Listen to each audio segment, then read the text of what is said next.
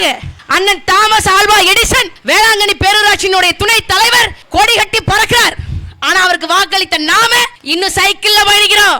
வேளாங்கண்ணி பேரூராட்சியில மட்டும் அண்ணன் Thomas Alva Edison அவர்கள் கட்டிய கரண்ட் பில், ஸ்ட்ரீட் லைட்டுக்கு மட்டும் சொல்றேன், தெருவிளக்குக்கு மட்டும் அண்ணன் தாமஸ் ஆல்வா எடிசன் அவர்கள் கட்டிய கரண்ட் பில் 40 லட்சம் ரூபாய். எவ்வளவு?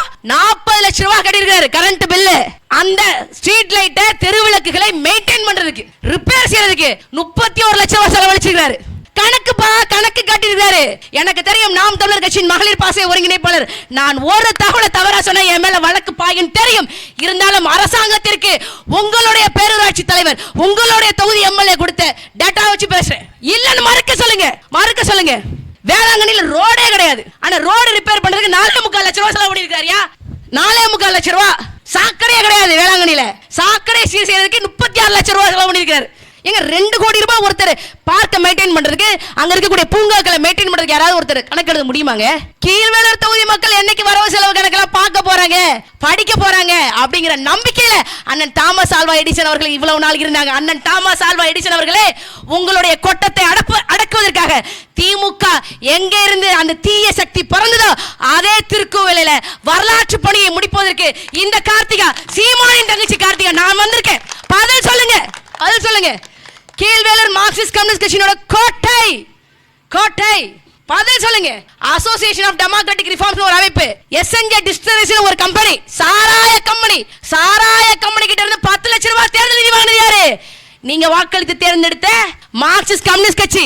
கேட்டா சொல்றாங்க, நாங்கள் உழைப்பாளிகளுக்கு போராடுகிறோம், நாங்கள் ஒடுக்கப்பட்டவர்களுக்கு போராடுகிறோம், பாடுபடக்கூடிய ஏழை தொழிலாளிகளுக்கு போராடுகிறோம். சாராய கம்பெனிக்காரன் 10 லட்சம் ரூபாய் வாங்கிட்டு நீ எந்த உழைக்க மக்களுக்கு போராட போற? உழைக்க மக்கள் சீரழிறே சாராயத்தினாலதான். நீ யாருக்கு தான் ராஜா நீ போராடுற? நீ யாருக்கு தான் போராடுற? நீ எதுக்கு ஒன்னையும் ஏமாத்திக்கிற, நம்பி இருக்கக்கூடிய மக்களை ஏமாத்திக்கிற? ஏன் ஏமாத்துற? நான் எனக்கு என்ன அப்படின்னா, தெருவிளக்குக்கு கரண்ட் பில் கட்டுறதுக்கு 40 லட்சம் ரூபாய், தெருவிளக்க மெயின்டைன் பண்றதுக்கு 31 லட்சம் ரூபாயா? இந்த குண்டு பல்பை கண்டுபிடிச்ச தாமஸ் ஆல்வா எடிசன் கூட இந்த மாதிரியான ஒரு வேலையை பார்த்திருக்க மாட்டாயா? நீங்க உங்க தாமஸ் ஆல்வா எடிசன் பெரிய கணக்கு காட்டுறாருப்பா சாமி, பெரிய கணக்கு காட்டுறாரு. கேளுங்க, உங்க வீட்டு இளவுக்கு 5000 ரூபாய் வரைக்கும் எப்படி கிடைக்குது? இப்படி கிடைக்குது. கரண்ட் பில்லுக்கு 40 லட்சம் ரூபாய் கட்டுறாங்க அப்படின்னா ஒட்டுமொத்தமா எவ்வளவு கட்டியிருப்பாங்க? யோசிச்சு பார்க்கணும், சிந்திச்சு பார்க்கணும். கார்த்திகா இப்படி பேசினா கார்த்திகாவுக்கு பின்னாடி என்ன இருக்கு? என்னுடைய சொத்து கணக்கு 2024 நாடாளுமன்ற தேர்தலில் நான் போட்டியிடும் சொத்து கணக்கில் கடன் கணக்கு, வீட்டு கடன், வாகன கடன், எல்லா கடனும் தான் இருக்கு. ஆனா அதே தாமஸ் ஆல்வா எடிசன் அவர்களுக்கு சொத்து கணக்குகள் எவ்வளவு, அவருக்கு மட்டும் இல்ல அவருடைய குடும்பத்தினருக்கு, அவருடைய சகோதரர்களுக்கு எவ்வளவு இருக்குங்கிறத சிந்திச்சு பார்த்து வாக்களிக்கணும். ஏங்க நீங்க யோசிச்சு பாருங்களேன், உங்களுடைய வேலை என்ன? இளவு வீட்டுக்கு வர்றதா, கல்யாண வீட்டுக்கு வர்றதா, வந்து 5000 ரூபாய் மொய் திணிக்கிறதா, 10000 ரூபாய் காசு கொடுக்கறதா? இது இல்ல உங்க வேலை. உங்க வேலை என்ன? வேளாங்கண்ணி பேரூராட்சியில மட்டும் ஓராண்டுக்கு 8 கோடி ரூபாய் வருமானம் வருது. ப்ராப்பர்ட்டி டாக்ஸ், சொத்து வரி மட்டும் 1.5 கோடி ரூபாய் வருது. 1,58 லட்சம் ரூபாய் வருது. இந்த கமர்ஷியல் பில்டிங், இந்த காம்ப்ளெக்ஸ் கட்டி வச்சிருக்காங்க பாத்தீங்களா, அந்த ரெண்ட் மட்டும், அதற்கான வாடகை மட்டும் 1 கோடி ரூபாய் வருது. யோசிச்சு பாருங்க எவ்வளவு வருது. காசு புழங்குது, ஏதாவது வருதா பாருங்க. வேலைகள் ஏதாவது ஒண்ணு இருக்கா பாருங்க. ரோடே இல்ல ரோட் டாக்ஸ் போடுறேன், சாக்கடையே இல்ல சாக்கடை டாக்ஸ் போடுறேன் அப்படிங்கிற மாதிரி இருக்கு. இது சரியா? இது முறையா? இது காரணம் என்ன? நீங்கள் வாக்களித்து தேர்ந்தெடுத்த நபர்கள். ஏங்க அது கூட பரவாயில்லைங்க, ஸ்ட்ரீட் லைட் கூட பரவாயில்லைங்க. வேளாங்கண்ணியில் இருக்கக்கூடிய இந்த பூங்காக்களை மெயின்டைன் பண்றதுக்கு 2 கோடி ரூபாய் கணக்கு எழுதி வச்சிருக்காருங்க. 2 கோடி ரூபாய் கணக்கு எழுதி வச்சிருக்காரு. பொய் சொல்லல, ரெக்கார்டு. கேளுங்க, அடுத்த முறை அண்ணன் தாமஸ் ஆல்வா எடிசன் வரும்போது சீமான் தங்கச்சி கார்த்திகா இந்த மாதிரி நீங்க கணக்கு எழுதி வச்சிருக்கீங்கன்னு சொல்றாங்க. இது உண்மையான கேளுங்க. கேட்டுட்டு எனக்கு பதில் சொல்லுங்க. சிவ் இன்ஃப்ராஸ்ட்ரக்சர்னு ஒரு கம்பெனி, அதே மாதிரி கோகுலம் சிட் ஃபண்ட்ஸ்னு ஒரு கம்பெனி. சிட் ஃபண்ட் இருந்து 50 லட்சம் ரூபாய் கட்சி நிதி வாங்கியிருக்காங்க மார்க்சிஸ்ட் கம்யூனிஸ்ட் கட்சி. சிட் ஃபண்ட் கிட்ட ஏன் வாங்குற? சிட் ஃபண்ட் ஒரு விதமான மக்களை ஏமாற்றக்கூடிய ஒரு நிதி நிறுவனம் தான். அவங்க கிட்ட இருந்து காசு ஏன் வாங்குற? அங்கேயும் வாங்கிக்கிற. திமுக கிட்ட இருந்து 25 கோடி ரூபாய் வாங்கிக்கிற. எல்லா காசையும் வச்சு நீ என்னதாயா பண்ண போற? ஒரு காலத்துல கம்யூனிஸ்ட் கட்சி இந்த மேலப்படாகை கருங்கலில இருந்தது. ஆமா இருந்தது. பட்டாணிக்காரன் ஒருத்தர் இருந்தார், உங்களுக்கு ஞாபகம் இருக்கா? இந்த மண்ணை சேர்ந்தவர் தான். இந்த மண்ணை சேர்ந்த எந்த ஒரு நிலத்தையும் அடுத்தவங்களுக்கு நம்ம பட்டா டிரான்ஸ்பர் பண்ணாலும் இங்க இருக்கக்கூடிய வருவாய்த்துறை அதிகாரிகள் அவரை தான் கேட்பாங்க, எங்க இந்த நிலம் இப்படி இருக்கு ஏதுங்க அப்படின்னு. அவரு சுத்தமான கம்யூனிஸ்ட் கட்சிக்காரரு. எப்படி? சுத்தமான கம்யூனிஸ்ட் கட்சிக்காரர். தன்னுடைய நிலா பலங்களை எல்லாம் கம்யூனிஸ்ட் கட்சிக்கு தாரை வார்த்து எழுதி கொடுத்தவர் பட்டாணிக்காரர். அவருடைய மகள் திருமணத்திற்கு அப்போது மேற்கு வங்கத்தின் முதலமைச்சராக இருந்த ஜோதி பாசு அவர்கள் இந்த மேலப்படாகை கருங்கணியில வந்து திருமணத்தை நடத்தி வைத்தார்கள். அந்த வரலாற்று புகழ் இதுக்கு உண்டு. ஆனா கொடுமை என்ன பாத்தீங்களா, பட்டாணிக்காரருடைய மகன் ஆறுமுகம், அவருடைய மகள் வழி பேரன் சுபாஷ் அவர்கள் கம்யூனிஸ்ட் என்பது ஒட்டுமொத்தமான பொய், நாம் தமிழர் கட்சி மட்டுமே மெய்யான அரசியல் கோட்பாடு என்று அண்ணன் சுபாஷ் அவர்கள் வீரத்தமிழர் முன்னிலையில் இணைந்து நாம் தமிழர் கட்சியில் பயணித்துக் கொண்டிருக்கிறார். எத்தனை பேருக்கு தெரியும்? எத்தனை பேருக்கு தெரியும்? கம்யூனிஸ்டுக்கு நலம் கொடுத்த பட்டாணிக்காரரோட வாரிசு கம்யூனிஸ்ட நம்பல, நாம் தமிழர் கட்சியை நம்பி நிக்குது. நாங்க அவருக்கு உறுதுணையாக நிப்போம், உறுதுணையாக நிப்போம். சோசியலிசம் பேசுறாங்களா? என்னையா சோசியலிசம்? என்ன சோசியலிசம் பேசிட்டீங்க? தரமான கல்வி, உலகத்தரமான கல்வி அனைவருக்கும் இலவசம். ஆரம்ப படிப்பு முதல் ஆராய்ச்சி படிப்பு வரை அனைவருக்கும் இலவசம். ப்ரீ கேஜி முதல் PhD வரை அனைவருக்கும் தரமான உலகத்தரமான கல்வி இலவசம்.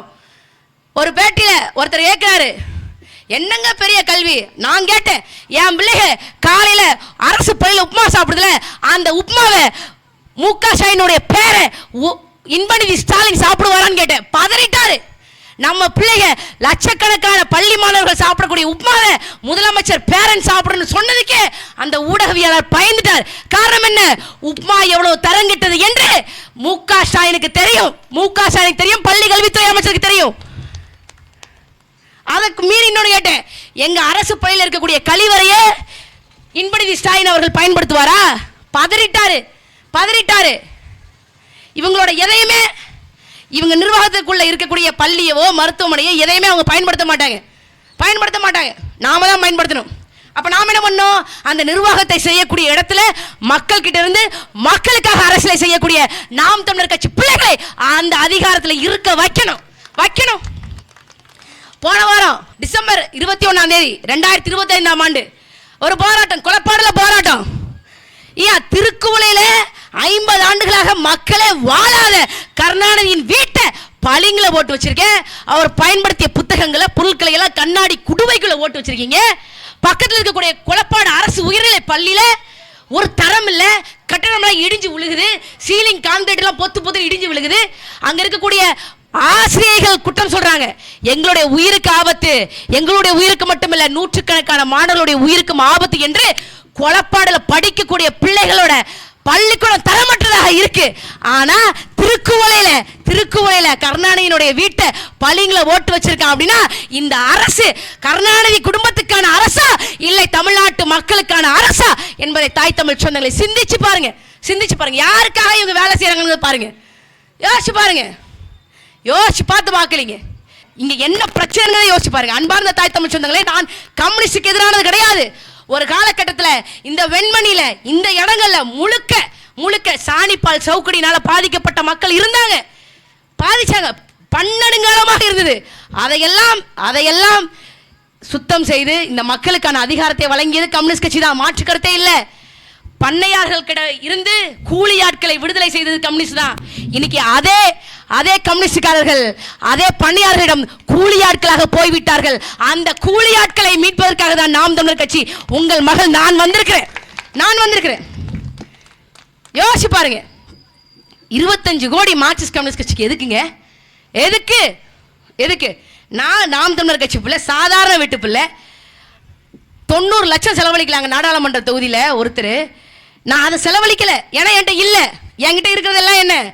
எங்கள் அண்ணன் செந்தமிழன் சீமான் அவர்கள் எங்களுக்கு கையெழுத்த கருத்தியல் ஆயுதம், அறிவாயுதம் என்ற கருத்தியல் இருக்கு, உழைப்பு என்ற உடல் உழைப்பு இருக்கு, வேற எதுவுமே இல்லை. நான் இன்னைக்கு சொல்றேன், அரசு சம்பளத்திலிருந்து 3 கோடி ரூபாய் MLA local area development fund, அதுக்கு மீறி 1 கோடி ரூபாய் வாங்கலாம், 4 கோடி ரூபாய், 5 வருஷத்துக்கு 20 கோடி ரூபாய் இந்த அரசாங்கம் எனக்கு நிதியாக தரும். ஆனா நான் சொல்றேன், 2026 சட்டமன்ற தேர்தல் நாம் தமிழர் கட்சி வேட்பாளராக உங்கள் வீட்டு மகள் நான் வேட்புமனு தாக்கல் செய்வேன். அதுல என்னுடைய அசையும் சொத்துக்கள், அசையா சொத்துக்கள், என்னுடைய கடன்கள் எல்லாம் இருக்கும். அதுல இருந்து, அந்த சொத்துல இருந்து 1 பைசா கூட வருமானத்திற்கு அதிகமாக நான் சொத்து சேர்க்க மாட்டேன் என்ற உறுதியை கொடுத்து உங்கள் வீட்டு மகள் களத்துல நிக்கிறேன். இந்த மாதிரி எந்த ஒரு வேட்பாளரும், எந்த கட்சி வேட்பாளரும் வாக்குறுதி தரமாட்டாங்க. ஏன்? அவங்க அரசியலுக்கு வர்றதே அரசியலுக்கு வர்றதே தாமஸ் ஆல்வா எடிசன் மாதிரி பெரிய பணக்கார பெரிய கெத்த அலையலாம் ரெக்க கட்டி பறக்கலாம் அப்படின்னு. நாங்கள் அரசியலுக்கு வருவது இந்த மக்களுக்கான உரிமையை மீட்க நாம் தமிழர் கட்சி பிள்ளைகள் நாங்க இருக்கிறோம். இதுக்கு மேல அதிமுகவுக்கு ஓட்டு போட்டு என்ன பண்ண போறீங்க? இதுக்கு மேல திமுகவுக்கு வாக்களிச்சு என்ன பண்ண போறீங்க? மார்க்சிஸ்ட் கம்யூனிஸ்ட்க்கு வாக்களிச்சு என்ன செய்ய போறீங்க? அடிமையில கம்யூனிஸ்ட் எப்படி இருக்குன்னு தெரியுமா? திமிரா இருக்கணும், லெனினை போல இருக்கணும், மாவோவை போல இருக்கணும், ஷேகுவேராவை போல இருக்கணும், ஃபிடல் காஸ்ட்ரோவை போல இருக்கணும். 25 கோடி ரூபாய் நான் என்ன நடுநிலையில வாங்கினேன், பட்டப்பகல வாங்கினேன், பேங்க் அக்கவுண்ட்ல வாங்கினேன் என்று பந்தா பண்ணிட்டு பேசிட்டு இருக்கக்கூடிய முத்தரசு எல்லாம் ஒரு கம்யூனிஸ்டா? சாதாரண சமையல் கூடத்துக்கு 1 லட்சம் ரூபாய கிராம நிர்வாகத்துக்கிட்ட கணக்கு காட்டி இருக்கக்கூடிய உங்க எம்எல்ஏ நாகை மாலி ஒரு கம்யூனிஸ்டா அவரு? திமுக என்ன செஞ்சாலும் கம்முன்னு இருப்பாங்க. அதான் இந்த தமிழ்நாட்டு கம்யூனிஸ்டினுடைய இயற்கை. கம்யூனிஸ்ட் தைரியமா இருக்கணும், எது நடந்தாலும் போர்க்குரல் கொடுக்கணும். திமுகவே தப்பு செஞ்சாலும் போர்க்குரல் கொடுக்கணும்.